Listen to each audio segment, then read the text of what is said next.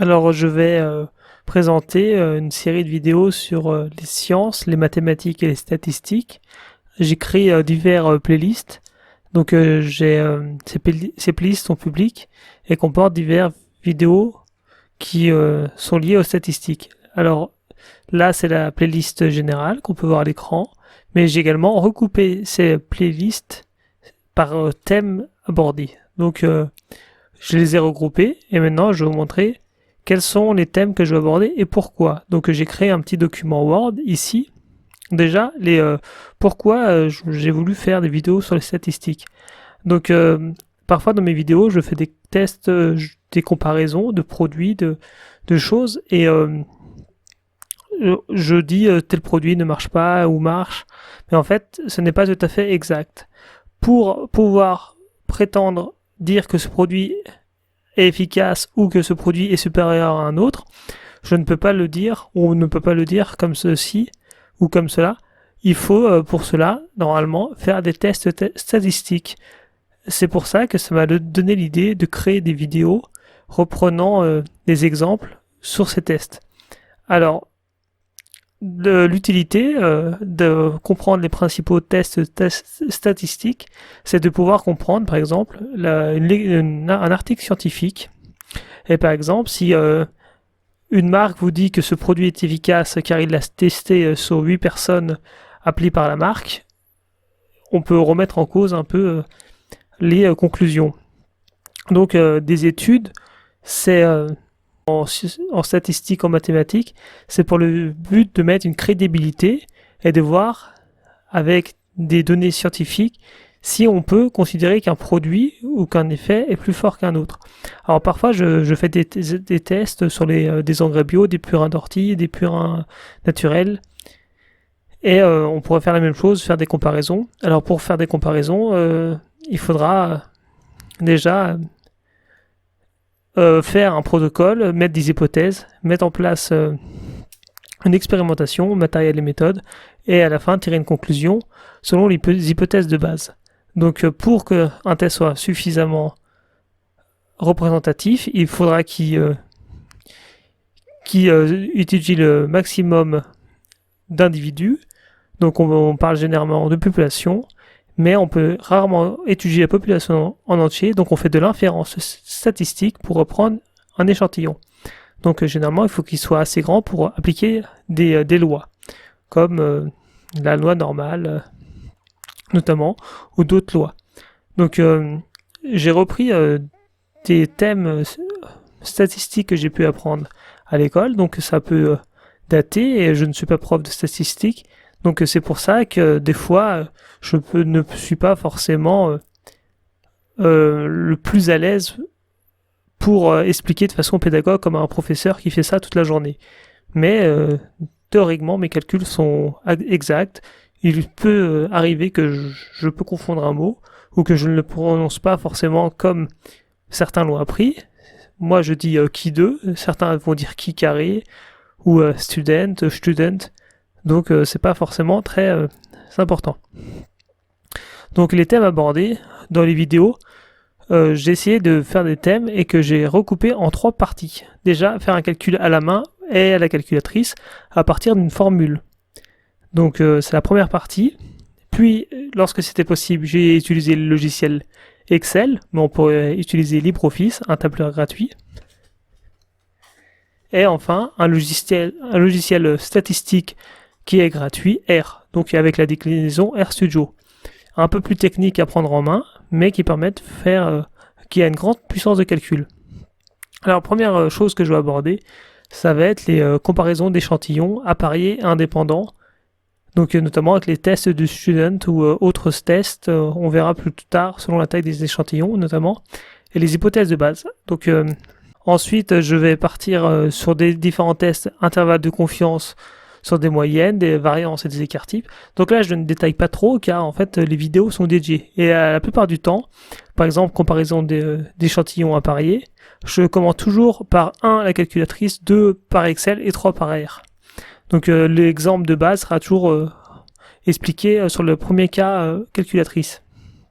Donc il y a des intervalles de confiance, des tests de Fisher, des intervalles de confiance sur des proportions. Donc je n'ai pas abordé d'autres thèmes, mais là je veux rapidement en parler. Donc notamment la comparaison de différentes choses. On va utiliser l'ANOVA, analyse of variance, analyse de variance en français. Donc il y a différents types d'ANOVA. En fait, c'est une généralisation du test de student, mais si on va faire 2 à 2 student, on va augmenter les risques de se tromper. Là, je ne l'ai pas fait en vidéo, c'est pour ça que j'en parle un peu. Mais lorsque je vois souvent des tests ANOVA sur Internet, il y a souvent les conditions de base qui ne sont pas abordées au début, alors qu'au préalable, a priori, il faudrait valider des conditions pour mettre en place un test ou passer sur d'autres tests. Donc moi, ce que j'ai appris dans mes études, c'est que les échantillons doivent être indépendants. Donc il y a différentes méthodes, hein. Normalité, des distributions et même variance. Donc là, je vais vous mettre rapidement. Donc au niveau de l'ANOVA, on va décomposer la variation, donc soit on peut le faire à la main, mais c'est très long, soit avec des logiciels. Ensuite, on pourra élaborer des modèles, comme beaucoup d'autres cas. Lors de la lecture d'un tableau ANOVA, on va décomposer comme ceci les différents éléments pour trouver un ratio F.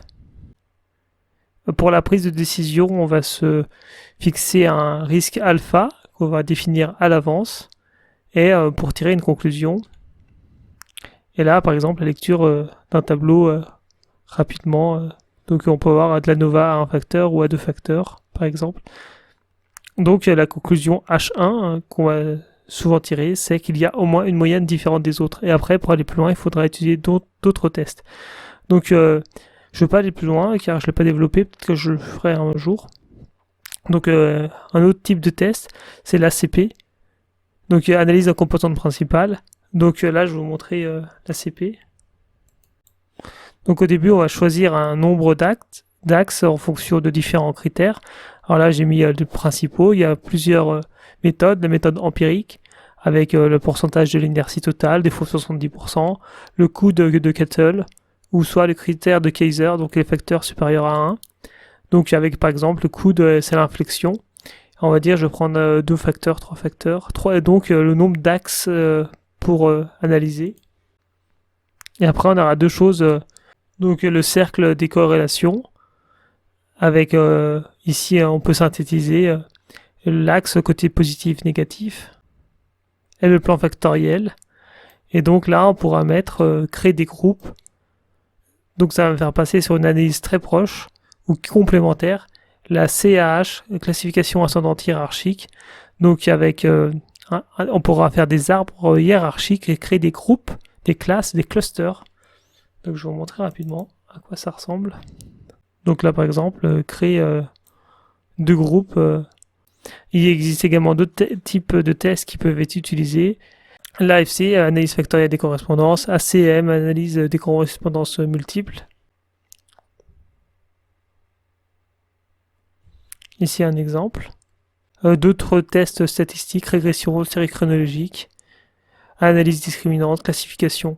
Donc on choisit les tests en fonction de type de variable, en fonction de nombreux critères, on va prendre des décisions.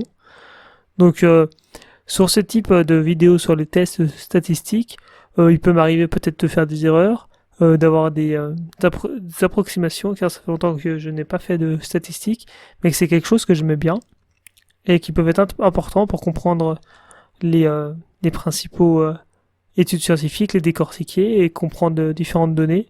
Donc sur les vidéos de statistiques, je répondrai pas forcément aux questions, car ça fait trop longtemps et j'ai pas envie forcément de m'y replonger maintenant.